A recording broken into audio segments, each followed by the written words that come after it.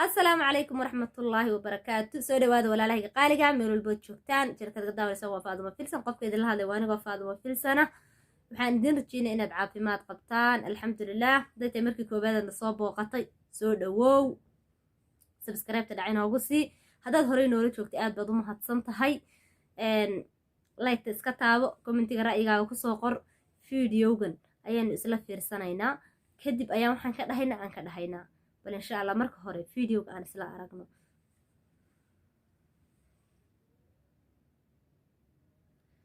wiilkan waxaa la dhahaa Lil Baasto barnaamijkan ayuu sameeyaa tijaabi jacaylkaaga waxaa ku qoran videogan qalbi jabkii ugu xumaa aan abid arko bismillaah baa isla fiirsano anigoo Lil Baasto maanta waxaan ku sugnaa magaalada Boosaaso hadii barnaamijkan oo barto aad tijaabi jacaylka ayaa maanta idin wadnaa waxaan ka codsan sukar muuqaalkeena fadlan muuqaalka la garee beedka follow saar youtube-kan boqol subscribe saar aad u maasantaa aysan soo dhawaan kula sagsaawi Lil Baasto saaxiib soo dhaw magaalada ganacsiga Puntland magaalada Boosaaso sharaf bay noo tahay inaan ka soo muuqano channel-kaaga iyo page-kaagaba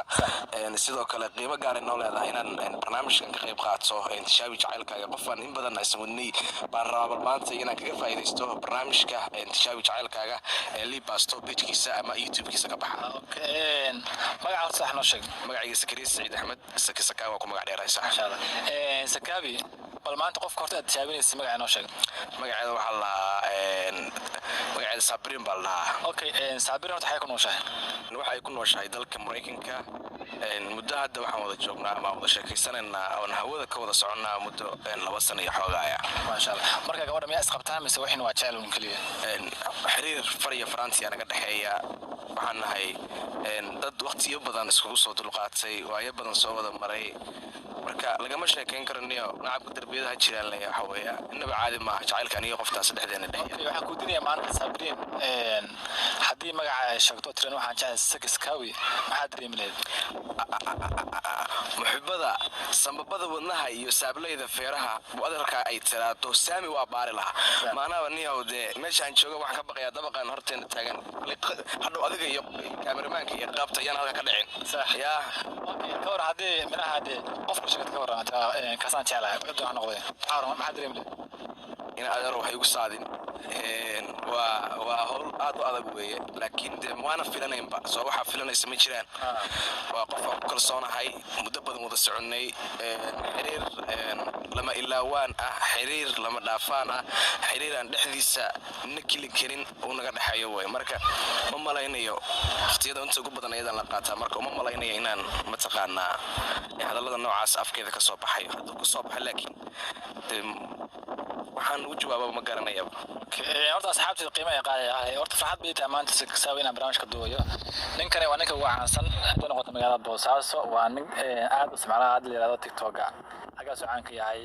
kulli aad muuqaal ku soo galaan ka codsanaya budget-ka boqotaan oo soo saartaan waxa uu qoran Sakaawi okay Saki horta markii aan oo qorsaan qadka ugu caano halkana kaaga sheergareynaya sheergareeha saaqadka ugu caano saaqadka ugu caano markeeda Lil Baasto Sakaawi gabadhiisa horta ku nooshahay wadanka Mareykanka ayadana asla uu jooga Boosaaso waana maalin aad u qurux badan arkana kulli ay kala qabsada asiga qoftiisa maqan kulli xorojinaya la kaxeeyo sabaa ana jeesa Sakaawi raacada horta xasan halkeesa inuu kaxeeyo saaxiib runtii nin walba oo hamil la warajeynaya laakiin qalbigayga wixii ku jira bulshada way dareemaysaa marka bulshada kaaga jawaabaysa su'aashaas insha Allah arkayna asxaabi kulli ninkaas wuxuu dareemayo dhanka mutin oo soo qoran marka lambarkiisa saaxiib waa ku diray كل واحد شينا هرتنا في الدراسة هرت أول ما تيجي ما كستوى كل هذا ما أنتوا أحد واي وما له أحد واي مركب ما هو صحيح ما لنا هي فراغ اللي هو أبو فردا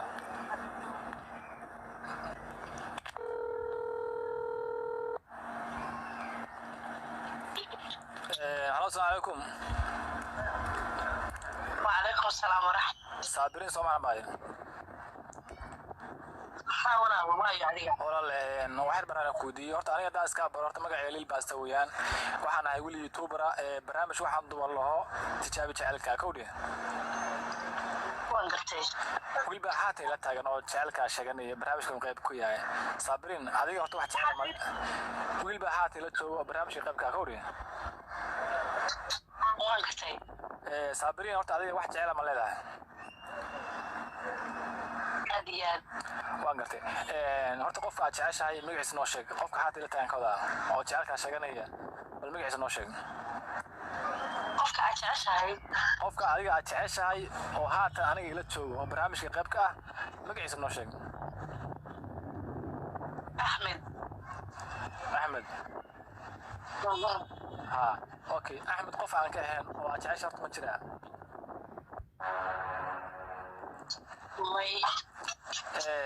احمد ارتاح كنوا ليه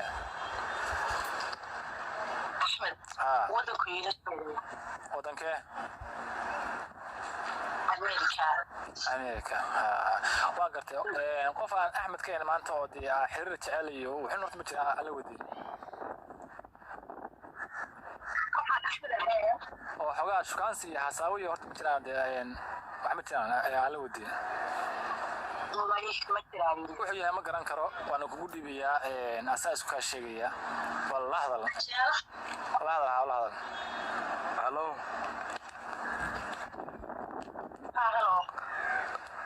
sabrin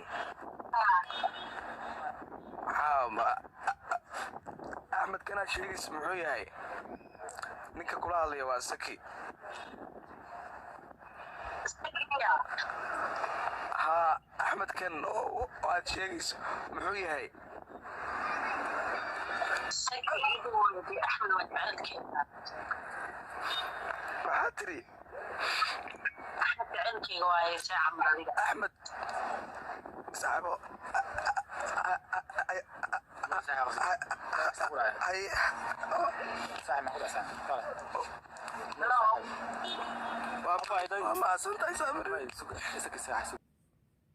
waa isla aragnay fiidiyowga iyo sidii ay wax u dhaceenba waa isla aragnay horta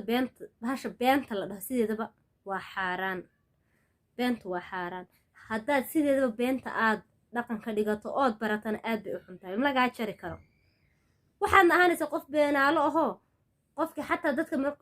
beentaada markay arkaan ama hal qof haddaad been u sheegto ama laba goor oo laguga arko mar dambe noloshaada lama aaminayo wax kastood sheegto hadduu run yahay xataa beenaalo ayaad ahaanaysaa marka gabdhaha iyo wiilasha kulli waa la isla wada sheekaystaa gabdha ay taasi ku dhacdana way jiraan wiilal ay taasi ku dhacdana way jireen hadda wiilka ku dhacday tu aad u sahlan ma aha markuu kow video bilaabayay waa arkaysa wiilka farxadda ka muuqatay iyo suu uga faraxsanaa iyo hami fog buu lahaa maxaa laakiin u dambeeyey waxba marka beentu wax wanaagsan ma aha haddaada in case aada qofka jeclayn wiil iyo gabadh midkaad rabta ahaw haddaada qofka jeclayn u sheeg waxaad dhahdaa aniga kuma jecli